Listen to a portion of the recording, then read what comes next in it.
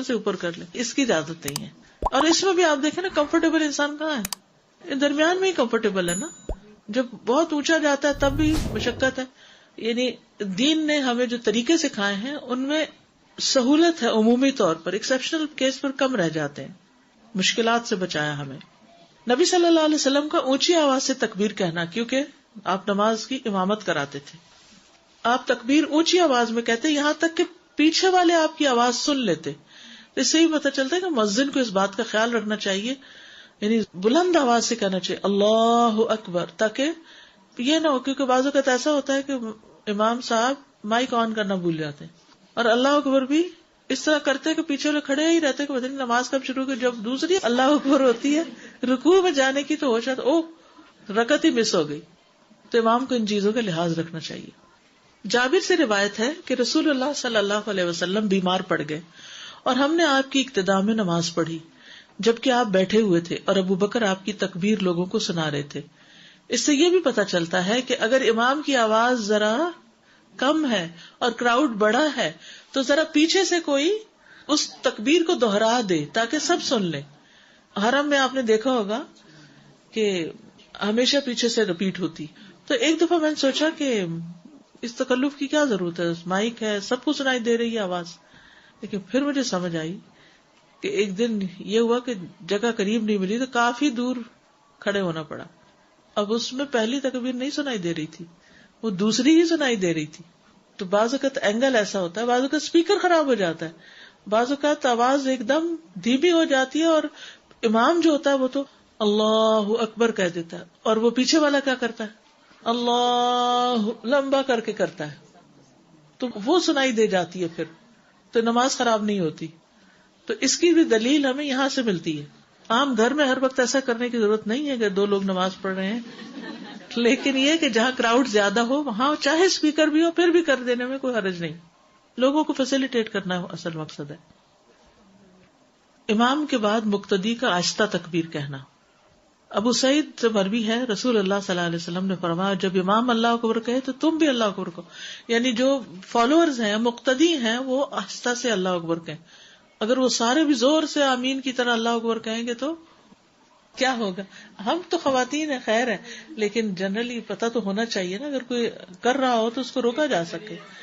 اس کی وجہ یہ ہے کہ مثلاً اگر مسجد میں زور زور سے اللہ اکبر کی آواز آنے لگے تو آپ کو پتا ہے نا کہ پھر نیبر گھبرا کے باہر آ جائیں گے کہ شاید ہم پہ اٹیک ہونے لگا. کیونکہ افسوس کے ساتھ کہنا پڑتا ہے کہ اللہ کے نام کو، وہ بھی اللہ کی بڑائی کو، ایسے مقاصد کے لیے استعمال کیا گیا کہ جس سے دوسرے لوگ جو ہیں وہ ان الفاظ سے ہی گھبرا گئے. حالانکہ اللہ اکبر اتنا خوبصورت کلمہ، تو اس میں بڑی بھلائی ہو گئی کہ آمین کا تو اونچا کہنا لازم کیا لیکن اللہ اکبر کا نہیں. مقتدی کا سکوت اختیار کرنا. مقتدی کون ہوتا ہے؟ پیچھے والا، یعنی وہ آرام سے چپ ہو کے نماز پڑھے. زید بن ارقم سے روایت، انہوں نے کہا ہم نماز میں بات چیت کر لیا کرتے تھے. ایک آدمی نماز میں اپنے ساتھی سے گفتگو کر لیتا جو اس کے پہلو میں کھڑا ہوتا، یہاں تک کہ یہ آیت نازل ہوئی وَقُومُوا لِلَّهِ قَانِتِينَ، اور اللہ کے لیے فرما بردار ہو کر کھڑے رہو. تو ہمیں خاموش رہنے کا حکم دیا گیا اور ہمیں گفتگو کرنے سے روک دیا گیا کہ آپس میں باتیں نہ کریں. بعض اوقات دیر سے آتے ہیں یا کچھ، تو اس وقت بھی پیچھے سے آتے ہوئے باتیں کرتے ہوئے نہیں آنا چاہیے. نماز کے اندر تو خیر ہے ہی، یعنی پہلے ابتدا میں کیا تھا، اللہ اکبر کے بعد جیسے کلاس میں ہم شروع کر دیتے ہیں نا، کوئی سوال کرتا ہے تو وہ دو لوگ آپس میں بول رہے ہیں، وہ دو آپس میں، تو یہی حال تھا نماز کا بھی. نماز کے لیے اللہ اکبر امام نے کی اور پیچھے وہ ادھر ہو جاؤ ادھر ہو جاؤ آگے ہو جاؤ پیچھے ہو جاؤ، تو باتیں شروع ہو جاتی. پھر بعد میں منع کر دیا گیا کہ بولنا نہیں. ٹھیک ہے، یہ نماز کا حصہ ہے، سکوت، خاموشی، دنیا کی بات کوئی نہیں کرنی. نماز کے اندر کی بھی چیزیں بھی آہستہ اور دنیا کی بات بھی نہیں. جسٹ فار کلیئرٹی استاذہ جی، یہ جو پوائنٹ تھا کہ امام کے بعد مقتدی کا آہستہ تکبیر کہنا، تو جس اس لیے کہ جب ہم مقتدی ہیں تو بھی ہمیں تکبیر کہنا ہے. بعض لوگ یہ نہ سمجھیں کہ امام کا اللہ اکبر کہنا ہمارے لیے کافی ہو گیا، یعنی اس لحاظ سے جی، یعنی اس پوائنٹ کا دونوں طرف سے آ رہا تھا نا، وہ جو ریڈ کیا ہوا تھا انہوں نے. میرے تصور میں آیا کہ اگر یہ طریقہ نہ سکھایا جاتا تو حرم میں جب لوگ نماز پڑھتے ہیں کیسی افراتفری ہوتی، کس قدر شان اور کتنی خوبصورتی نظر آتی اس عبادت میں. ایک اللہ اکبر کہا اور صفیں بن گئیں اور ایک طریقے سے کھڑے ہو گئے اور یہی حال مسجدوں میں ہوتا ہے. اور جہاں لوگ اس چیز کا اہتمام نہیں کرتے یا معلوم نہیں ہوتا ان کو، تو صفوں میں پھر ہلچل بھی ہوتی ہے اور آوازیں بھی آتی ہیں، جس سے دوسرے لوگوں کی نماز متاثر ہوتی ہے. تو اللہ نے بڑی خوبصورت طریقے سے عبادت سکھائی. بالکل. میں پوچھ رہی تھی کہ یہ نماز میں عمل کثیر کس کو کہا جائے گا؟ مطلب اگر آپ نے دونوں ہاتھ یوز کر کے کوئی کام کیا، جیسے بچہ ہی اٹھانا ہے یا کچھ، اور آپ نے دونوں ہاتھ یوز کیے، تو وہ عمل کثیر ہوگا؟ نہیں، عمل کثیر بلا وجہ دو ہاتھ سے دوپٹہ ٹھیک کر رہے ہیں، دو ہاتھ سے کوئی چیز پکڑ کے ادھر کر رہے ہیں، دو اور ایک ہاتھ کی بات نہیں ہے. اصل بات یہ کہ بلا ضرورت سوائے اشد مجبوری کے کہ جس میں نماز ہی خراب ہو رہی ہے، مثلاً کوئی بچہ پاس پڑا شور ہی مچایا جا رہا ہے اور آپ سے نماز، تو اس کو ایک دپ لگا دینا، تھوڑی سی ہلکا سا دپ سے مراد یہ کہ ایسے اس کو ٹیپ کر دینا کہ بھائی چپ کرو، اسے پتہ چل جائے گا. یا بچہ ایک رو رہا ہے اور اب نماز مغرب کی ہے، وقت جا رہا ہے. مجھے اچھی طرح یاد ہے، میری پہلی بیٹی پیدا ہوئی، مغرب کی اذان ہوتی ہے اور وہ چیخنا چلانا شروع کر دیتی. تو اب میں نے کہتے ہیں وقت تو تھوڑا سا، نماز تو پڑھنی، یہ کیسے ہو سکتا ہے؟ اب یہ بھی دل نہیں چاہتا کہ انسان پھینک کے تو خود نمازیں پڑھتا رہے اور وہ ہلکان ہو جائے.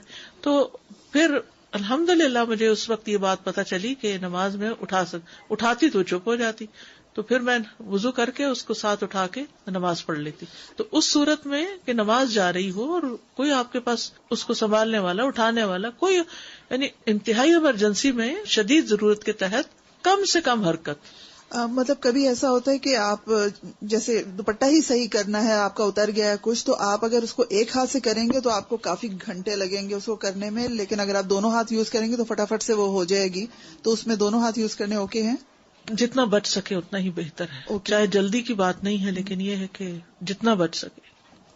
ایک چیز اور پوچھنی تھی کہ جیسے نماز میں صف آپ کی برابر والا جو بندہ ہے وہ ہٹ کے پرے کھڑا ہوا ہے، تو آپ اس کو ہلکا سا یوں کر کے کھینچ سکتے ہیں اپنی طرف؟ جی کھینچ سکتے ہیں. استاذہ مجھے ایک سوال پوچھنا تھا کہ بعض اوقات ہم نماز پڑھیں یا کوئی بچہ آواز دیتا ہے تو ہم اونچی آواز میں تو تلاوت کر لیتے ہیں ایک سیکنڈ کے لیے یا کھنکھار دیتے ہیں. جی ٹھیک ہے. تو اس سے نماز پہ فرق تو نہیں پڑتا؟ نہیں، کوئی نہیں پڑتا.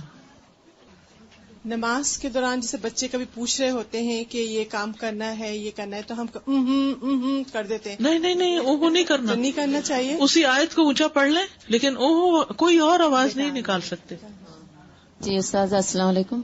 آپ نے کہہ رہے تھے نا یہ چھوٹی چھوٹی باتیں بتانے کی کیا ضرورت تھی، اگر یوں ہاتھ نہیں بتائے تو. اب آپ دیکھیں ہم تھوڑے سے لوگ ہیں، اور اگر ہمیں صرف یہی حکم دیا جاتا کہ اللہ اکبر کہنا ہے، تو میں سمیت پتہ نہیں کوئی اللہ اکبر کہتی ہوں، ہاتھ اٹھا رکھتا، کوئی یہاں پہ رکھتا، کوئی الگ رکھتا، کتنے طریقے ہو جاتے. تو ان باتوں کو بتانے سے کتنی الحمدللہ آسانی ہو جاتی. چلیے آگے چلتے ہیں. نماز کا طریقہ یہ ہے قیام. قیام کا مطلب ہوتا ہے کھڑے ہونا. قیام کا وجوب. قیام نماز کا رکن ہے. قیام نماز کے ارکان میں شامل ہے. اور کیا ارکان میں شامل تھا؟ تکبیر تحریمہ. جی تو قیام بھی ایسے ہی ہے جسے ادا کرنا واجب ہے. چنانچہ جو شخص قیام کرنے کی استطاعت رکھتا ہے اس کے لیے جائز نہیں کہ وہ بیٹھ کر نماز پڑھے. جو شخص کھڑا ہو سکتا ہے اس کے لیے جائز نہیں کہ وہ بیٹھ کے نماز پڑھے. لیکن جو شخص کسی بیماری، بڑھاپے یا کھڑے ہونے سے شدید مشقت حاصل ہونے کی بنا پر قیام کی ادائیگی سے عاجز نہیں ہو سکتا، تو اس کے لیے زمین یا کرسی پر بیٹھ کر نماز ادا کرنا جائز ہے. اب آپ اگر کچن میں 2 گھنٹے کھڑے ہو سکتے ہیں تو نماز میں 5 منٹ کیوں نہیں کھڑے ہو سکتے؟ اگر آپ لانڈری کھڑے ہو کے کر سکتے ہیں، اگر آپ بازار کھڑے ہو کے جا سکتے ہیں، اگر آپ گھر کی صفائی ہر چیز کھڑے ہو کے کر رہے ہیں، تو نماز ہی میں کیوں بیٹھ جاتے ہیں؟ کیا وہ تھکاوٹ اتارنے کی جگہ ہے؟ وہ اللہ کے حضور حاضر ہونے کا مقام ہے. تو فرض نماز میں خاص طور پر، نوافل وغیرہ نبی صلی اللہ علیہ وسلم نے خود بھی بیٹھ کر پڑھے، سواری پر بھی بیٹھ کے پڑھے، اور ویسے بھی بیٹھ کر ادا کرنے کی رخصت ہے. لیکن فرض کے لیے قیام فرض ہے. قرآن میں قیام کا حکم، حافظوا على الصلوات والصلاة الوسطى وقوموا لله قانتين. سب نمازوں کی حفاظت کرو اور درمیانی نماز کی خصوصاً، اور اللہ کے لیے فرما بردار ہو کر کھڑے رہو. قومو، یہ حکم کہاں ہے؟ قرآن میں ہے. قومو، کھڑے ہو جاؤ، کھڑے ہو کر پڑھو. پھر نبی صلی اللہ علیہ وسلم نے قیام کا حکم دیا. عمران بن حسین رضی اللہ عنہ کہتے ہیں کہ مجھے بواسیر کا مرض تھا، تو میں نے نبی صلی اللہ علیہ وسلم سے نماز کے بارے میں دریافت کیا. آپ نے فرمایا کھڑے ہو کر نماز پڑھو، اگر تمہیں اس کی بھی طاقت نہ ہو تو بیٹھ کر، اور اگر اس کی بھی نہ ہو تو پہلو کے بل لیٹ کر پڑھ لو. ٹھیک ہے، شدید تکلیف میں صرف بیٹھنے ہی کی نہیں، لیٹنے کی بھی اجازت ہے. جو قیام پر قدرت رکھے اس پر قیام لازم ہے. النووی رحمہ اللہ کہتے ہیں جہاں تک فرض نماز کا تعلق ہے تو کھڑے ہونے کی قدرت رکھنے کے باوجود بیٹھ کر نماز پڑھنا درست نہیں. ایسی نماز میں ثواب نہیں ہوتا بلکہ انسان گناہگار ہو جاتا ہے. جو قیام کی قدرت کے باوجود بیٹھ کر نماز پڑھے اس کی نماز باطل ہے. جو دنیا کے کام کھڑے ہو کر کرتا ہے اس کے لیے بیٹھ کر نماز پڑھنا جائز نہیں. میمون بن مہران نے کہا جب وہ اپنی دنیا کے کام کے لیے کھڑا نہیں ہو سکتا تو پھر بیٹھ کر نماز پڑھ لیں. جو لوگ ویل چیئر پہ ہیں، کسی بھی وقت کھڑے نہیں ہو سکتے، بیلنس نہیں ہے، یا کوئی بیماری ایسی ہے یا بڑھاپا ہے شدید، تو وہ کیا کریں؟ بیٹھ کے بھی نماز پڑھ لیں. ابن قدامہ المقدسی کہتے ہیں رحمہ اللہ، جو شخص قیام میں کھڑا ہونے پر قادر ہو لیکن رکوع یا سجدہ کرنے سے عاجز ہو تو اس سے قیام میں کھڑا ہونا ساقط نہیں ہوگا، بلکہ وہ نماز کھڑے ہو کر ادا کرے اور رکوع میں اشارہ کر کے پھر بیٹھ جائے اور سجدے میں اشارہ کرے. امام شافعی رحمہ اللہ کا بھی یہی کہنا ہے.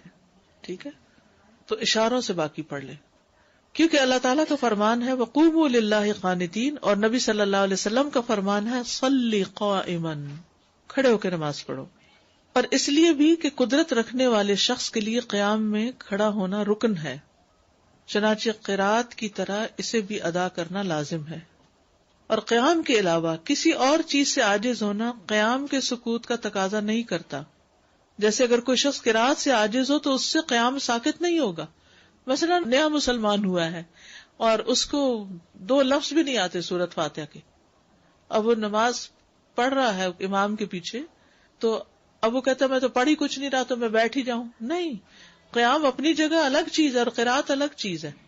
ایک کے ہونے سے دوسرے کا نہ ہونا یا دوسرے کے نہ ہونے سے پہلے کا ہونا، اس سے کوئی فرق نہیں پڑتا، یہ لازم نہیں آتا. کشتی میں بھی کھڑے ہو کر نماز پڑھی جائے، جیسے بحری جہاز میں جا رہے، اللہ کہ سیر بہت رف ہو اور گرنے کا ڈر ہو. نبی صلی اللہ علیہ وسلم سے کشتی میں نماز کے بارے میں پوچھا گیا کہ میں کشتی میں نماز کیسے پڑھوں. آپ نے فرمایا تم اس میں کھڑے ہو کر نماز پڑھو، اللہ یہ کہ تمہیں غرق ہونے کا ڈر ہو. ہاں، اگر ڈوبنے کا ڈر ہو تو پھر بیٹھ جاؤ، ورنہ کھڑے ہو کے ہی نماز پڑھو. اس سے اندازہ لگا لیں، کیونکہ آپ نے کشتی کا سفر کیا ہوگا کہ اس میں سکون سے نہیں انسان سفر کر پاتا، ہلتی رہتی ہے. ہاں، بڑا جہاز ہو تو اور بات ہوتی ہے، مگر اس میں بھی ہوا تیز ہو یا کچھ تو زلزلہ سا محسوس ہوتا رہتا ہے. جابر بن عبداللہ اور ابو سعید خدری رضی اللہ عنہم نے کشتی میں کھڑے ہو کر نماز پڑھی. حسن بصری نے بھی کہا کھڑے ہو کر. ہاں، قیام پر قدرت نہ ہونے پر سہارا لینا. رسول اللہ صلی اللہ علیہ وسلم جب بڑی عمر کے ہو گئے اور کچھ فربا بھی ہو گئے تو آپ کی جائے نماز کے پاس ایک ستون تھا، آپ اس کا سہارا لے لیا کرتے تھے. جب بڑی عمر کے ہو گئے تو آپ یعنی سہارا لے لیتے تھے کسی چیز کے ساتھ. مثلا آپ کے پیچھے صوفہ ہے یا کوئی اور ایسی چیز ہے کہ جس سے آپ اپنے آپ کو ذرا سا ٹیکا لگا لیتے ہیں تو کوئی بات نہیں. یہ نہیں کہ نارملی لگا کے پڑھیں، جب مشکل ہو رہی ہو، بیلنس کا مسئلہ ہو. جب جی آپ کا قیام بہت طویل تھا اس وجہ سے بھی آپ ٹیک لگا لیتے. صحابہ بھی بعض اوقات بیماری کی صورت میں ٹیک لگاتے تھے. قاضی ایاز کہتے ہیں جب تک فرض نماز میں بغیر ضرورت کے لاٹھی سے سہارا لینے کی بات ہے تو امام مالک اور جمہور علماء کا مذہب ہے کہ ایسا کرنا جائز نہیں. بغیر ضرورت کے سہارا نہیں لینا. البتہ جہاں کوئی مجبوری ہو اور انسان کھڑا ہونے سے عاجز ہو تو کھڑے ہو کر سہارا لے کے نماز پڑھنا بیٹھ کے نماز پڑھنے سے بہتر ہے. فرض نماز میں قیام کھڑے ہو کر ہی کرنا ہے. ام سلمہ رضی اللہ عنہا فرماتی ہیں قسم ہے اس ذات کی جس کے ہاتھ میں میری جان ہے، رسول اللہ صلی اللہ علیہ وسلم مرض الموت میں فرض نمازوں کے علاوہ اکثر نمازیں بیٹھ کر ادا کیا کرتے تھے حتیٰ کہ آپ وفات پا گئے. فرض نمازوں کے علاوہ مرض الموت میں جس میں آپ فوت ہوئے تھے بالکل آخری عمر میں، کھڑے نہیں ہو سکتے تھے تو اکثر نمازیں بیٹھ کر ہی ادا کی تھی. نفل نماز میں بیٹھنے کی رخصت عام حالات میں بھی. حضرت عائشہ سے روایت، انہوں نے فرمایا میں نے رسول اللہ صلی اللہ علیہ وسلم کو رات کی نماز ہمیشہ کھڑے ہو کر پڑھتے دیکھا حتیٰ کہ آپ عمر رسیدہ ہو گئے، تب آپ بیٹھ کر نماز پڑھنے لگے، حتیٰ کہ جب 40 یا 30 آیتوں کے برابر قرات رہ جاتی تو قیام کرتے، قام فقرأها وسجد. یعنی کیا مطلب ہے؟ پہلے جیسے کھڑے ہو کے سورۃ فاتحہ وغیرہ پڑھی، پھر کچھ لمبی پڑھی، پھر تھک گئے بیٹھ گئے، پھر کھڑے ہو کر باقی پڑھی اور پھر رکوع میں چلے گئے. مریض کے لیے بھی کھڑے ہو کر نماز پڑھنا افضل ہے. عمران بن حسین سے روایت ہے جو مرض بواسیر میں مبتلا تھے، انہوں نے کہا کہ میں نے رسول اللہ صلی اللہ علیہ وسلم سے آدمی کے بیٹھ کے نماز پڑھنے کے متعلق دریافت کیا تو آپ نے فرمایا اگر وہ کھڑے ہو کر نماز پڑھے تو افضل ہے، اور اگر بیٹھ کر نماز پڑھے تو اسے کھڑے ہو کر نماز پڑھنے والے کے ثواب سے آدھا ثواب ملے گا، آدھا ثواب ہوگا. جیسے نوافل وغیرہ ہم ویسے چلو نہ ہونے سے بہتر ہے پڑھ لیتے تو آدھا ثواب ہوگا، اور جو لیٹ کر نماز پڑھے گا اسے بیٹھ کر نماز پڑھنے والے سے بھی آدھا ثواب ملے گا. تو پھر انسان کہتا پڑھ تو رہے ہی ہیں، زیادہ ہی ثواب لے لیں. بیماری یا تکلیف کی وجہ سے بیٹھ کر نماز پڑھنے کی اجازت ہے. وائل بن حجر سے روایت ہے، انہوں نے فرمایا میں نے نبی صلی اللہ علیہ وسلم کو دیکھا کہ آپ نے اپنے دائیں پہلو پر بیٹھ کر نماز پڑھی، اس وقت آپ بیمار تھے. حضرت عائشہ رضی اللہ عنہا فرماتی ہیں میں نے نبی صلی اللہ علیہ وسلم کو 4 زانوں بیٹھ کر نماز پڑھتے ہوئے دیکھا. 4 زانوں کیسے بیٹھتے ہیں؟ جیسے پلتھی مارتے ہیں، کراس لیگز. چلیے آج کے لیے اتنا ہی کافی ہے. جزاکم اللہ خیرا. سبحانک اللہم و بحمدک، اشہد ان لا الہ الا انت، استغفرک و اتوب الیک. السلام علیکم و رحمۃ اللہ وبرکاتہ.